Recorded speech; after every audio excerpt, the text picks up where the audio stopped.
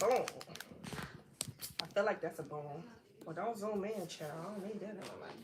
All right, so I had to pull an audible and move last minute. So forgive me as I get organized. But I do want to get this party started. We have a lot of stuff to go over as we head into our first day of the first fruit fast. I'm super stoked that we are here and getting ready to do all the things. Y'all know me and the Princess Warriors were fasting, doing the first fruit fast for years. But we just did it on Facebook, and we're in our Facebook group or on Zoom, literally on our Zoom, doing all of the things. So I just wanted to, well, I didn't want to, I'm not gonna lie, I didn't. But the Lord said,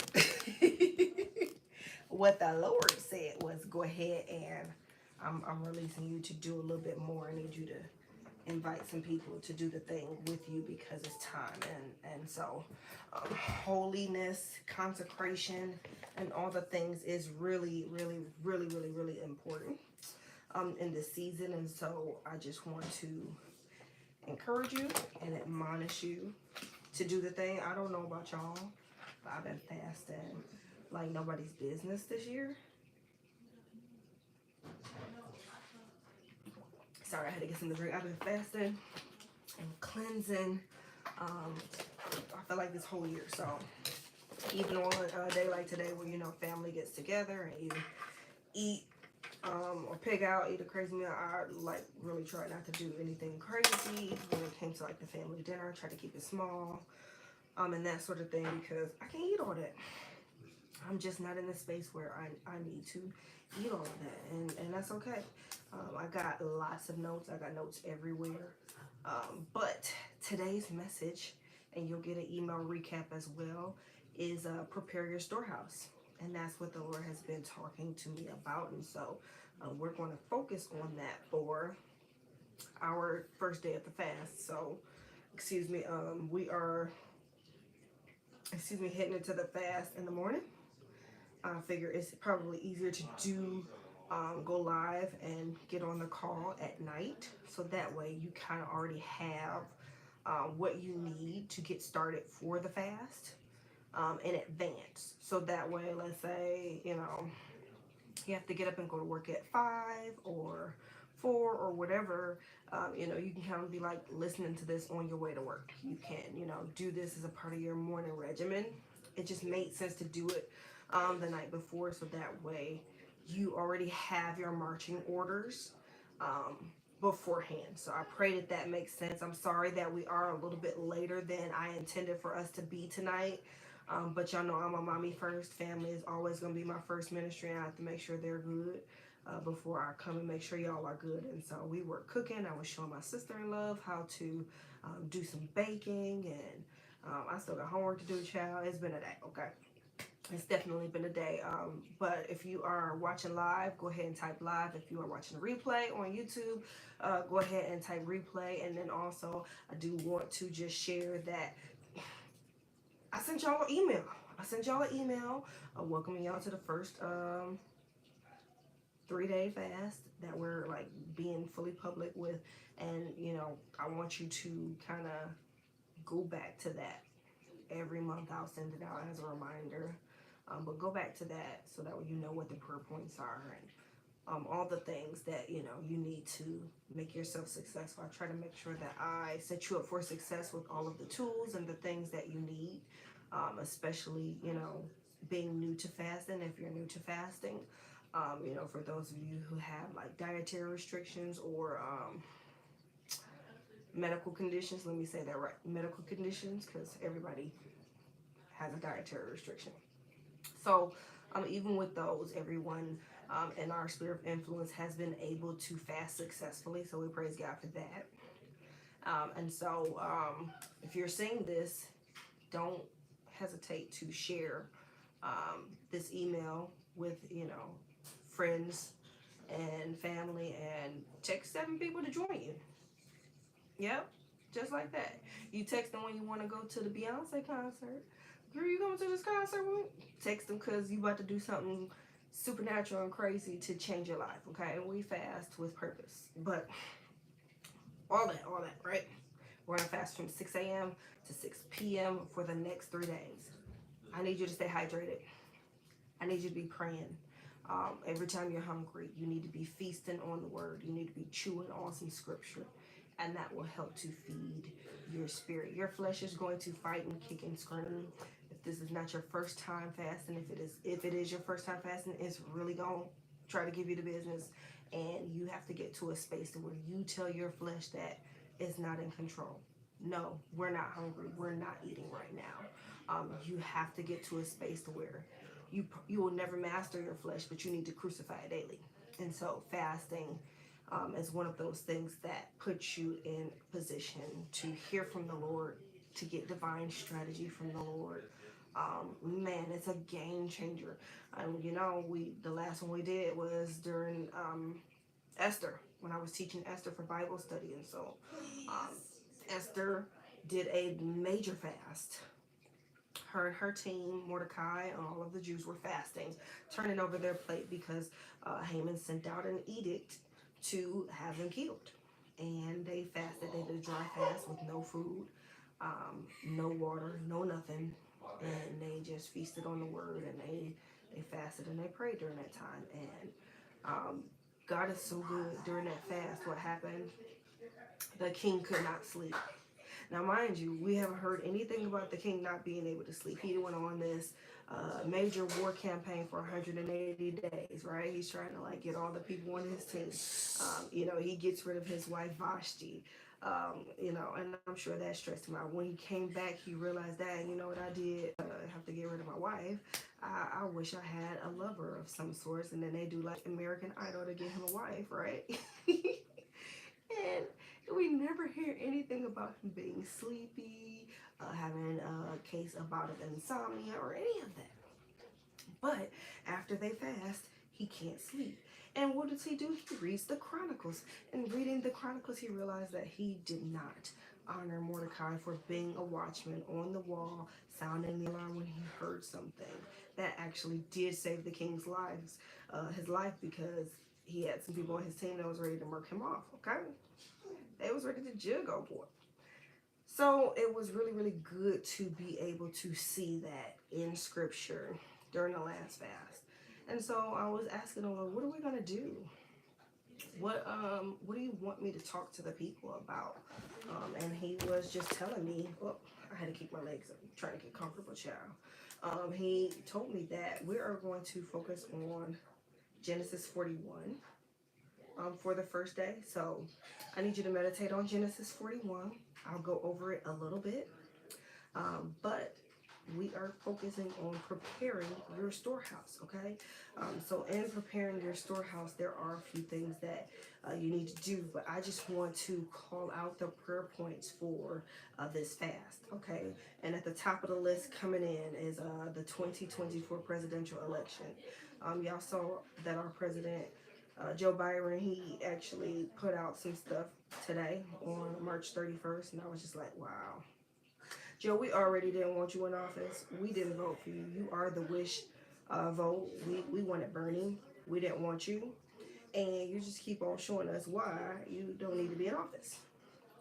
So I don't know if you have been on the call or not with me, but being that I know I'm called to government. I am a transitional, multi-dimensional prophet. So I definitely help to birth things and transition people into the future, and prepare the way. Okay, that's just kind of like just a synopsis of the things that I do. So my thing is duality. I live in two worlds at the same time. I'm always future focused. God will show me things, and I'm like, yes, it's about to happen. No, it's not. It's happening 10 years down the line, type of deal. But you know, I still have to work my way to it now, and so government is one of the things, mantles that I know for sure I am called to. And so one of my anointings is the Joseph Daniel anointing. A lot of people, even the prophets, and not many people can prophesy to me, but when they do, they're like, oh, you're a Joseph, you're a Daniel, you're a Joseph Daniel mix. You right. You're not wrong. You right. But with that, one thing that I know for sure, God always speaks to me concerning government.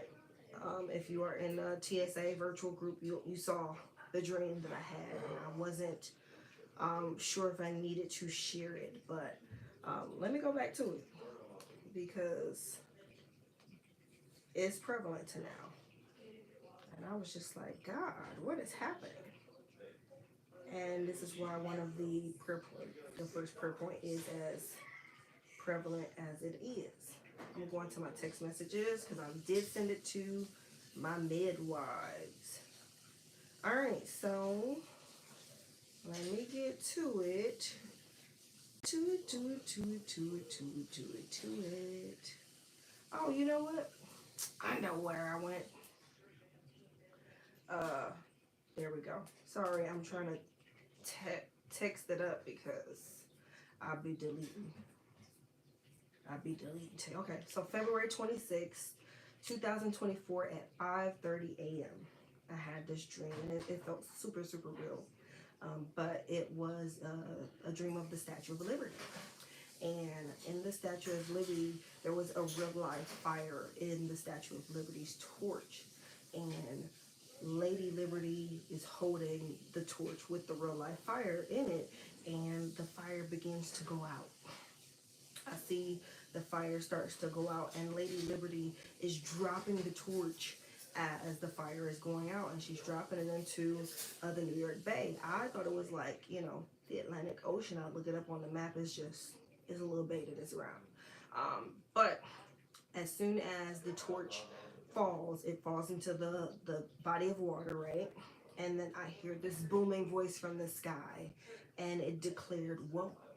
And there was just like this big whoa from this deep bass. I mean, like, it was bass filled, so it was definitely like giving very much so man. It was giving very much so God. But I heard whoa, and it was very unsettling to me. Like, I woke up and I just started praying and speaking in tongues. And one of the things that really got me was that Lady Liberty stands for freedom. She stands for, our liberty. And so when you think about all of those things, that dream, God was just sharing so much. And so I'm not typically one that's like, I'm going to share the thing. I felt led to share the thing because one of the gifts that we have is the gift of intercession. And so as a prophetic person, even if you don't hold the office of prophet, even believers in this time, I believe everyone needs to be on the wall. You need to be praying. You need to have a position of intercession. And so it's very, very important that you are praying strategically, which is why I am always challenging you to pray with the word. Use your scriptures as your focus and as your base to, substantiate the prayers that you're sending to heaven. So I need you to be praying wholeheartedly with your whole chest about the 2024 presidential election. The next prayer point is breaking the spirit of delay off of your life. I don't feel like I need to say more. You know what's happening in your life way better than I do. But just thinking about the cycles, I always call them landmarks. So, if you feel like you've been going around this mountain over and over and over again, you only realize that because certain landmarks you passed, right? You know that, oh, dang, the car always breaks down here. Or me and my spouse, we always get into it when this happens. John is like, dang, every time June comes, I notice this thing about you. So you know landmarks and how they, because the enemy he knows when he wants to mess with you. He knows what will trigger you. And so you need to be knowing the landmarks too. Anytime you get close to doing the thing, yes, the deal is going to happen. I'm going to close this deal. Yes, I killed it in the interview and they already told me off the record that I have this job. Off the record, you were the best person. We only have one more interview, but I'm sure we'll be giving you a call because there's no way that they can top you. And then you never get a call back. Has that happened to anybody but just me? Because it happened like several times, and I'm like, dude, like, I know I killed that interview. I know I closed strong. I know my resume is on point. I took the classes. I got feedback on them. I updated it appropriately. Like, I don't understand what's happening. Yeah, You have to break a spirit of delay off of your life. Money, money's supposed to be coming. You're supposed to be closing business deals, and then oops, I decided I'm gonna give that down payment to somebody else. I decided I'm going to. We decided to go in another direction. Isn't that what they always say? You need to break the spirit of delay off of your life. With that in mind, the next prayer point is divine reversals. Remember, if you read Esther with me, if you didn't, go back to the 2 Bible studies, but Purim just ended. Purim just ended, and one thing we learned about Purim is the tables turn. One thing about them tables, they're going to turn, baby, okay? And so we need to be praying for divine reversals in our life. God is going to overturn some things. He's going to reverse some things in our favor. So I just want to let you know, you need to be praying intentionally about that. The next is divine business strategies. If you're an entrepreneur, if you are supposed to be an author, I do call that an authorpreneur because your book is your business. Okay, that's going to be your business card. You need to be praying for divine business strategies. Lord, how do you want me to implement this? Hello, that's how we take care of ministry. Our ministry does not run unless my businesses do. Okay, that's just that on that. And I need you to, be in a space where you have a divine strategy for what it is that you're going to do. I know the way my mouth is set up. I know the things that the Lord is having for me to say. I probably will never be a 501c3 because y'all not going to chin check me on what I could say because I'm not paying taxes. I just pay the taxes, okay? I'm not scared. Probably why I'm called the government, because also I'm not scared. I don't mind telling you the truth even though you sign my check. Because guess what? God gonna give me a check regardless. So you want to get this truth or not? Which one is it? The next prayer point I want for you to focus on is endurance for the refining process. Baby, if you ain't know that this was a shaking happening, it's shaking. And with that comes refining. And so that's why we are having a lot of, what do you call it? Consecration, time of consecration, fasting. We just are wrapping up Holy Week. Guess what? You don't get to go back and start doing hood rat things. It's time to continue living like you know that Jesus is not in a grave. It's not giving grave. It's not. It's not giving grave. It's giving the tomb is open. He has risen. And the standard is still holiness. So you got to do what you got to do. And yes, it does take all of that. And yes, you're going to have to work hard. And yes, you're going to have to take the extra steps. And yes, you're going to have to say no. And no, you don't get to do hood rat things with your friends. And yes, you do have to elevate. And yes, you do have to separate. And yes, you do have to make yourself excellent. Yes, you do have to be disciplined. And yes, you do have to do the boring things because that's what it takes. And so that refining process, it can be a lot energetically if you are not a disciplined person. But one thing about emotions and energy is don't allow the enemy to manipulate your emotions. I don't get moved by crying. I'm a crier. I don't get moved by crying because, okay, do the work. Let's go. Time to do the thing because I need you to cry to the finish line. Because one thing about me, I'm a crybaby. I'm going to cry, but I'm going to get up and do what I need to do. I'm going to cry all the way to the finish line if I need to. But the tears going to come. But the work is going to be happening too. So I need you to get to a space to where you get stronger. I tell people, when we experience death or like a hard trial, it doesn't get easier. You just get stronger. You're still going to miss that person. You're still going to grieve the loss, but you get stronger each day. You get stronger.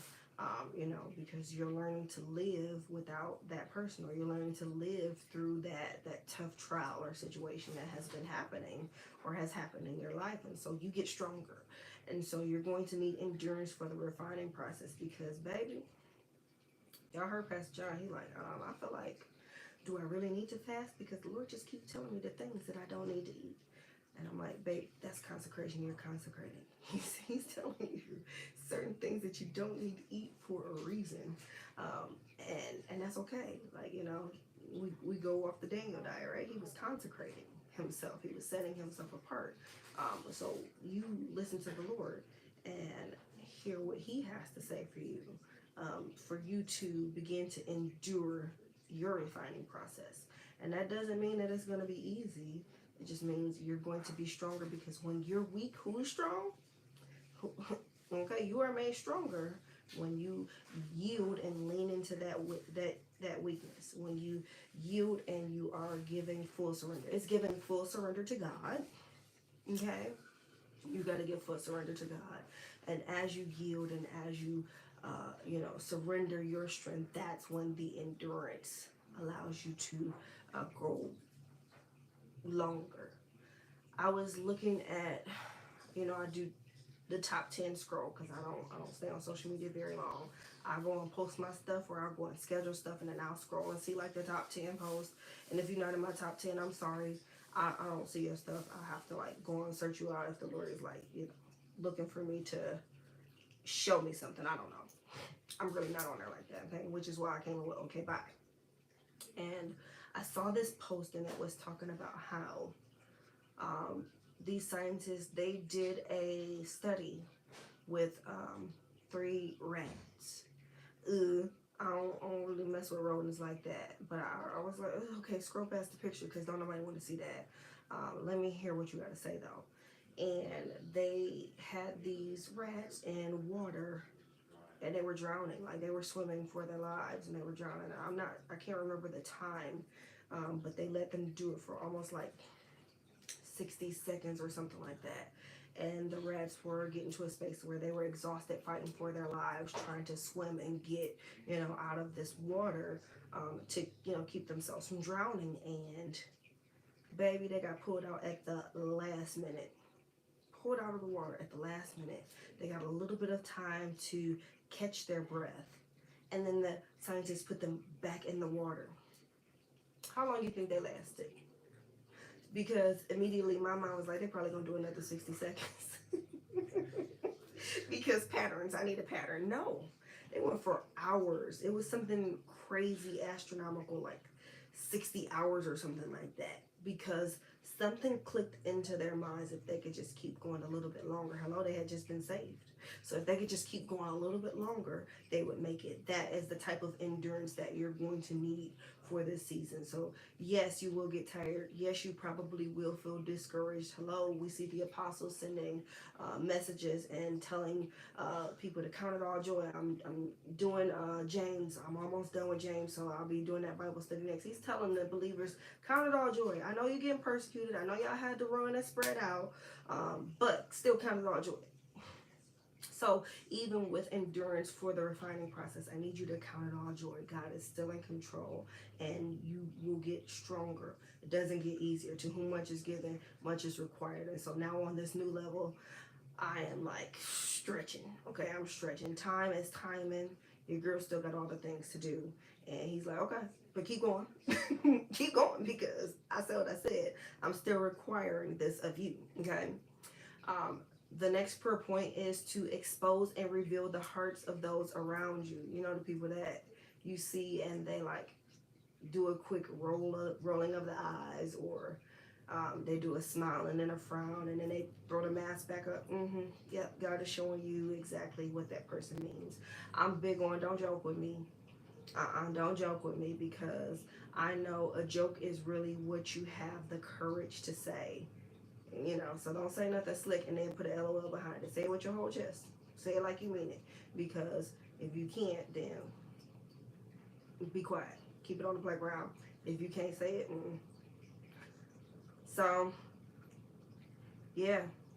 Just as we elevate, we're going to have to let go of some people. And that doesn't necessarily mean that they're bad people. Sometimes they are just jealous. Sometimes they are just not for you. Sometimes they just can't go to the next level with you. And that doesn't mean that they are a bad person. So I want to really challenge you not to, because people can be messy. They're like, why don't you hang with such and such anymore?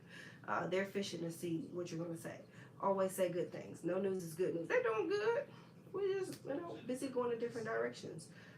But don't feed negativity, don't feed gossip, don't feed slander.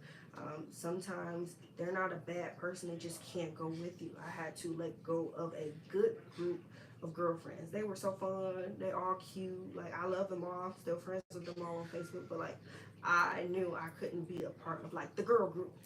And it wasn't that they were bad people, it was just like, no, was telling me like, no, I'm trying to take you in a different direction though. And so that was not fun. That was Not, I mean, it was easy because I'm always obey the Lord, but it just wasn't a fun thing to do, you know. It's like, okay, well, you know, I like relationships. I like having healthy, you know, relationships with friends. I like having a safe space where I can be myself because I don't get to, you know, be myself in a lot of spaces because, you know, people get familiar with you and forget you're still the prophet, you're still the pastor, you're still the spiritual leader, and so I deal with a lot of isolation, and I'm okay with that. I like being alone too, you know. So it's no sweat off my back, but in that I've learned to, you know, allow God to show me true intentions.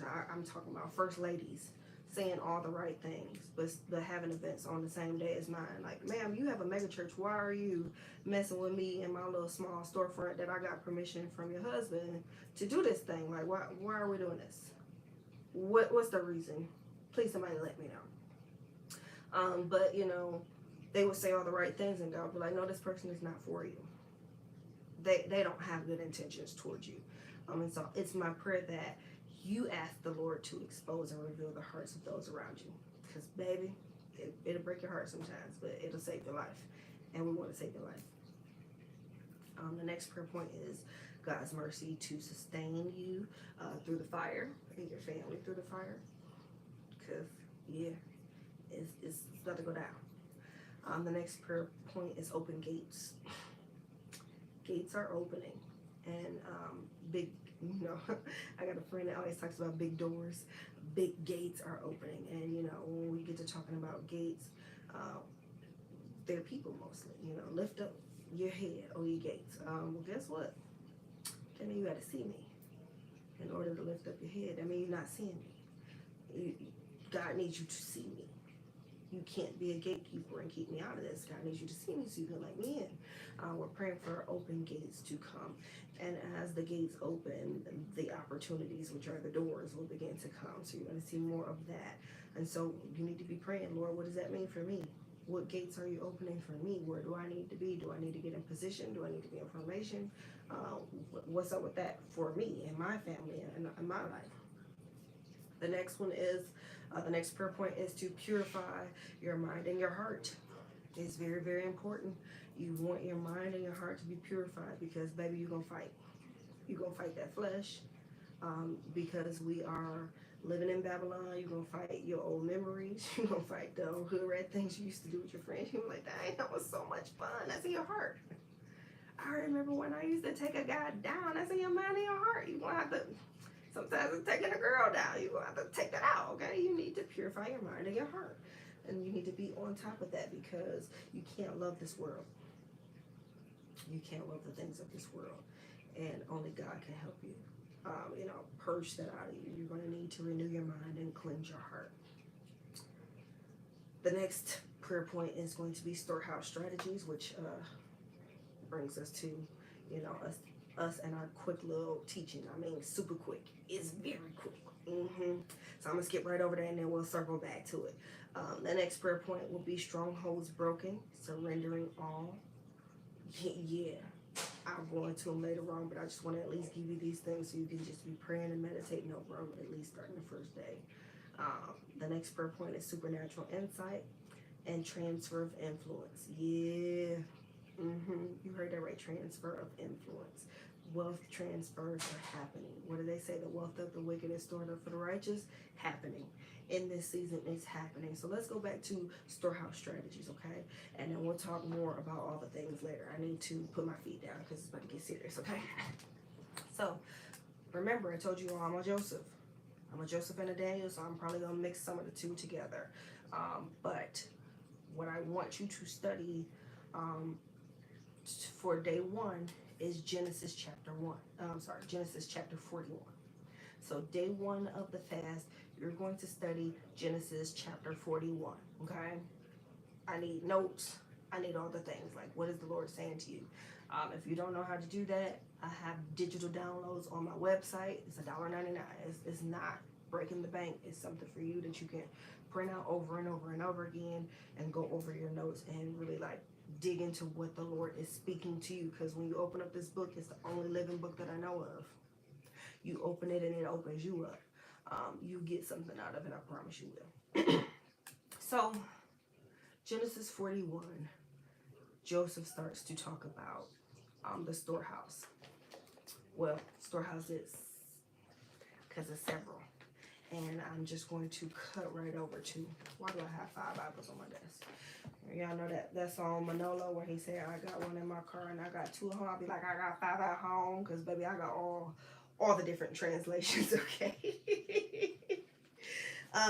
But chapter 41 talks about Pharaoh's dreams.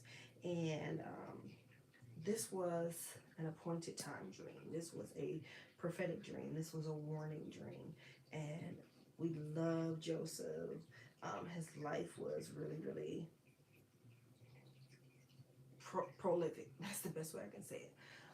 But in this dream, he gave divine instruction. He gave supernatural strategy. He gave all things, okay? He was giving storehouse strategies to Pharaoh. And one thing about being a Joseph is you need a Pharaoh, okay? Joseph gonna need him a Pharaoh. Daniel gonna need him a king, okay? You need somebody in government that you're not afraid to speak the truth to. Even from a place of submission and honor, you're still gonna tell them the truth. You're gonna honor that position, but because God put them in that position, right? But you're going to tell them the truth because that's what God called you to do. And so in this dream, Daniel gave the interpretation. And I'm not going to go into too much of it because I want you to really read it. But the dream interpretation is what set him up for the promotion. And Pharaoh was telling all of the people when the famine came, go see Joseph and do whatever he says. Tell me that is not a transfer of influence. Tell me that is not a wealth transfer. Like, God did so many awesome things during Joseph's tenure in office. Okay, and so Joseph interpreted this dream. God revealed his plan and warned his people. And basically, Joseph got to create his own job. His own job position based on the strategy to save Egypt and God's people. Like, this was a very agricultural and economic heavy strategy. And because he had this incredible foresight to prepare for the famine, he was able to save their lives. And so one thing that the Lord has always shared with us, Pastor John and I, is consider the ant. And so I'll probably talk more about the ant tomorrow. But he always told us to consider the ant. And ants always have a storehouse. Okay? So we'll talk more about that later. But God revealed the secrets to Joseph. Okay? And I was so grateful because he was able to interpret the dream that was a game changer for their economy and even for their lives. Hello. Their family had to leave because of the famine. And so I am going to, I'm moving notes because maybe you just need to know the things. One thing about having a Joseph anointing is you just have to know that when there is a famine, this is prophetic change in direction for you. Okay, so God is setting you up for transfer of wealth right now. Think about it. We always say, or those who are like really, really big entrepreneurs, they will tell you millionaires are made during recessions. So as a kingdom believer and as a kingdom entrepreneur, you should never be afraid of a recession. But when you look at the signs, famine is a prophetic change in direction, okay? Food prices are higher than they ever have been. But our government is not saying that we are in a recession. They're not saying that we have been doing worse financially than the Great Depression. They're not saying that people are surviving off of credit cards right now. They are trying to make it appear that everything is okay, and it's not. It's not. It's not. But we don't have a Joseph in place. Nobody has a plan. There is not a storehouse happening. There's not a storehouse strategy happening. And so famine is the thing that needs to redirect you. Okay, and so some of the indications of a famine is a food shortage. I don't know if y'all know, but that ship that just knocked down a bridge.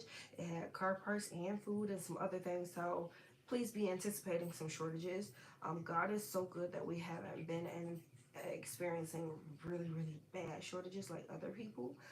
But overseas, there have been people who have lost um, lots of rice and things like that due to um, natural disasters, tsunamis, and things of that sort. So they're paying astronomical prices for a bag of rice. Now, we all know rice is just a side. That's all they can afford because the prices are being gouged. And so that's the second indication of famine is hyperinflation. I know if you go to your local grocery store, those prices are not pricing like they used to price, baby, okay? It's almost like I hear a lot of people at my work making six figures still like, we need to figure out if we need to do some door dashing or if we need to what's the other one, drive Uber or something like that, because we need to make some extra money because the ends ain't meeting. Hyperinflation is another thing that is a sign that marks famine, right? Another one is failed money. Y'all see bricks happening. Y'all see what's happening to this dollar. God is trying to course correct. Y'all see the cryptocurrency, and they're trying to get into making their own, I guess, virtual dollar. Let's call it that. But God is using it. So don't get discouraged. Don't think that because there's a market crash that's going to occur that we should be scared. No, you should rejoice because God is going to set you up to where there's going to be a transfer of influence. There's going to be a wealth transfer. And if you are storing up properly like you should be now, even a little bit, because trust me, I get it. Some people are like, I can't afford to store anything. When you look at Acts, and y'all know we've been studying Acts in Bible study, right? There was community economics. And so you might not be able to store up food, but you might be able to store up something else. And then when you pool your resources together, maybe that's a game changer. When the followers of the way, right? That's what they were calling themselves, began their journey of community resources in Acts, community economics in Acts. The Romans and the government didn't care until they became a force to be reckoned with.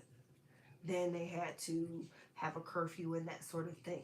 So I'm telling you these things because you need to heed the warning. Okay, prepare your storehouse. That's pretty much all I can say right now because you know we online.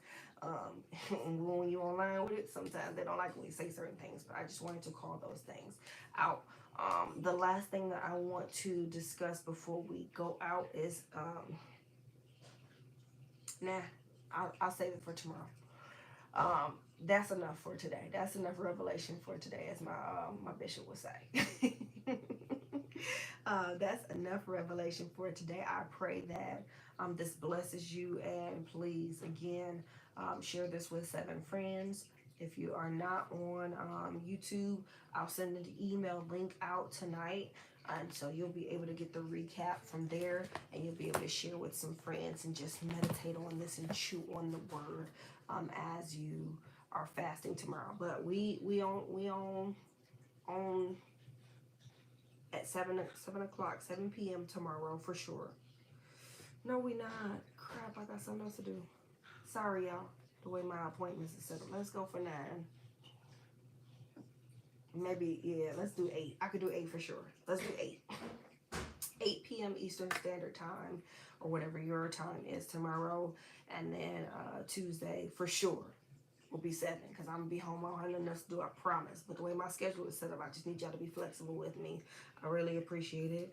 And I just need you to keep a journal near you. Keep a journal near you. I'm working on a dream journal. And so that'll be out at some point, but keep a journal near you. I need you to write down your musings, whatever the Lord is sharing, interpretations, instructions, warnings, your dreams, your revelations from not being able to sleep or eat. Yeah, listen. And then I just take this with me everywhere I go. So I make my own little journal. Write it down. this is the time to write it down. The scripture, references, all the things, write it down. And as we get on tomorrow evening at 8 p.m. Eastern Standard Time, I will go over the ant and the other thing that I was going to talk to y'all about. So y'all be blessed. Y'all have a great night. And I will see y'all tomorrow. Happy fasting.